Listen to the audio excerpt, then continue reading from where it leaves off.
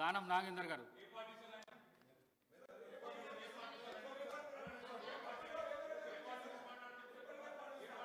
అధ్యక్ష, ఈ గ్రేటర్ హైదరాబాద్ లో గౌరవ ముఖ్యమంత్రి గారు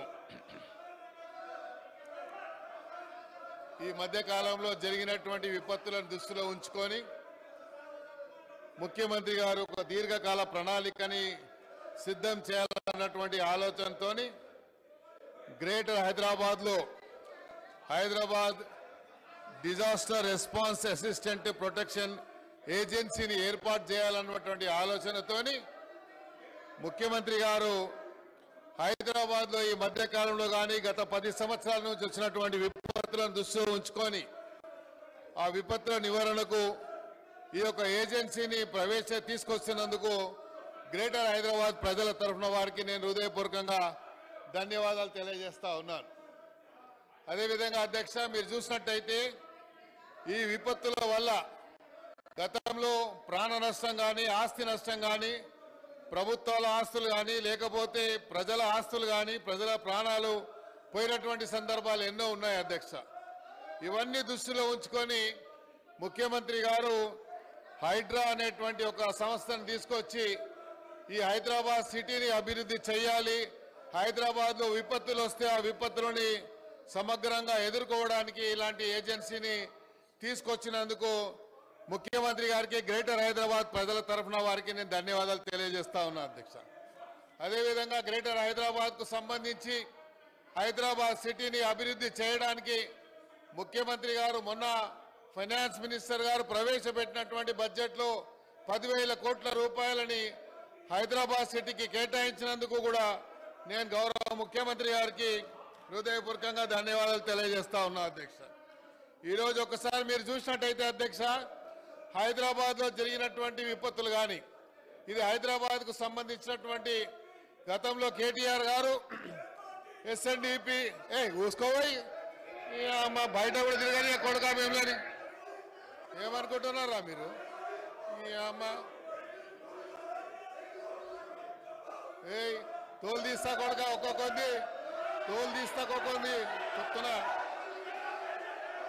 తోలు తీస్తా ఏమరే బయట కూడా తిరగని అని చెప్తున్నా నేను.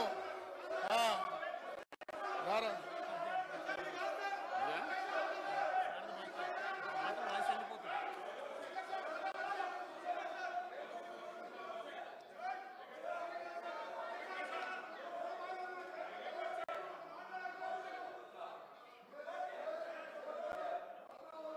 మాట్లాడు.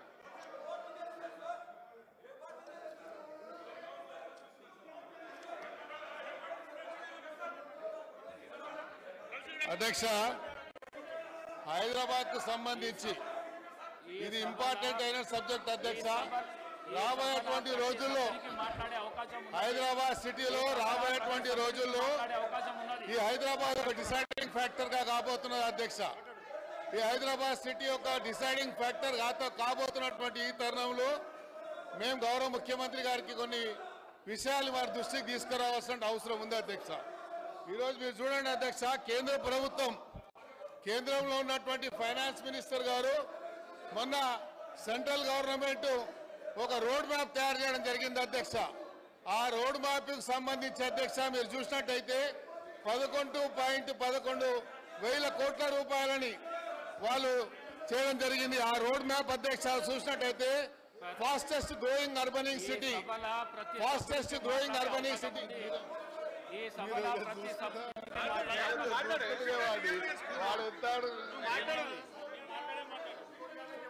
అధ్యక్ష. మీరు చూసినట్టయితే కేంద్ర ప్రభుత్వము ఈ రాష్ట్రం మీద ఎంత వివక్ష చూపిస్తుందని చెప్పడానికి నేను ఒక విషయాన్ని మీకు చూపిస్తా అధ్యక్ష. రోడ్ మ్యాప్ తయారు చేసింది కేంద్ర ప్రభుత్వం, ఒక రోడ్ మ్యాప్ తయారు చేసింది. ఈ రోడ్ మ్యాప్ చూసినట్టయితే అధ్యక్ష 11.11 కోట్ల రూపాయలని ఫాస్టెస్ట్ గ్రోయింగ్ అర్బనైజ్ సిటీకి వాళ్ళు కేటాయించారు అధ్యక్ష. దీంట్లో మీరు చూసినట్టయితే అధ్యక్ష హైదరాబాద్ సిటీ మీరు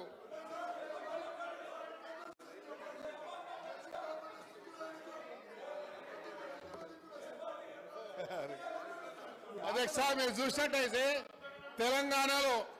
తెలంగాణ అధ్యక్ష ఫాస్టెస్ట్ అర్బన్ సిటీలో సంబంధించి అధ్యక్ష అర్బన్ పాపులేషన్ గ్రోత్ అధ్యక్ష 3.2 అధ్యక్ష నేషనల్ యావరేజ్ కంటే కూడా ఈరోజు హైదరాబాద్ సిటీ గ్రోత్ రేట్ ఎక్కువ ఉంది అధ్యక్ష.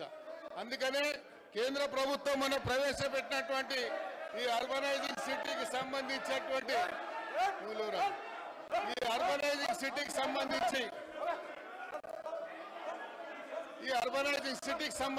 కేంద్ర ప్రభుత్వము ప్రవేశపెట్టినటువంటి బడ్జెట్ లో కూడా హైదరాబాద్ సిటీని కూడా సవతి తల్లి ప్రేమ చూపించిందని చెప్పడానికి ఇది కూడా ఒక నిదర్శనం అధ్యక్ష. మీరు చూసినట్టయితే అధ్యక్ష అధ్యక్ష మీరు చూసినట్టయితే మొన్న కేంద్ర ప్రభుత్వం 2024-25 ఇయర్స్ కి సంబంధించినటువంటి allocation of the net proceeding of the union tax సంబంధించి allotment based on the 15th finance commission అధ్యక్ష రికమెండేషన్ ఒకటి ఇచ్చింది. ఆ 15th ఫైనాన్స్ కమిషన్ రికమెండేషన్ లో కూడా ఈ హైదరాబాద్ సిటీకి సంబంధించి కూడా ఎక్కడ ఒక్క రూపాయి కూడా కేటాయించలేదు అధ్యక్ష. కాబట్టి మేము గౌరవ ముఖ్యమంత్రి గారిని కోరుతా ఉన్నాం, ఈరోజు హైదరాబాద్ సిటీలో ఉన్నటువంటి ప్రధానమైనటువంటి సమస్యలు అధ్యక్ష, ఈ హైదరాబాద్ సిటీకి సంబంధించినటువంటి సమస్యల మీద చెప్పాల్సినటువంటి బాధ్యత మాకుంది. హైదరాబాద్ లో అధ్యక్ష ఈరోజు రాబోయేటువంటి రోజుల్లో కేంద్ర ప్రభుత్వం ద్వారా ఏదైతే మ్యాండేటరీగా డీలిమిటేషన్ ప్రాసెస్ జరిగేటువంటి ప్రక్రియలో భాగంగా హైదరాబాద్ సిటీ ఒక డిసైడింగ్ ఫ్యాక్టర్ కాబోతుంది అధ్యక్ష. కాబట్టి హైదరాబాద్ లో ఉన్నటువంటి కొన్ని ఇష్యూస్ ని మేము మీ దృష్టికి తీసుకురావాలని ప్రయత్నం.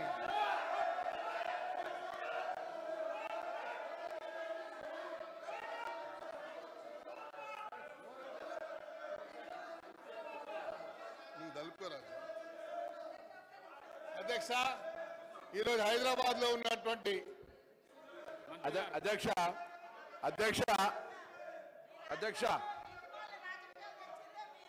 మనం శాసనసభకు సంబంధించిన రూల్ బుక్ లో కూడా ముందు మాటగా రాసుకున్నాం. ఇది కూడా ఉమ్మడి ఆంధ్రప్రదేశ్లో లేకపోతే బయట దేశాలకు తెచ్చుకునే కాదు అధ్యక్ష. ఈ ముందు మాటలు రాసుకున్న దాని ప్రకారంగా మనం తెలంగాణ రాష్ట్రం భారత యూనియన్లో 29వ రాష్ట్రంగా 2014 జూన్ 2వ తేదీన ఆవిర్భవించింది. నూతన రాష్ట్రం ఏర్పాటైన పర్యవసనంగా తెలంగాణ రాష్ట్ర శాసనసభకు చెందిన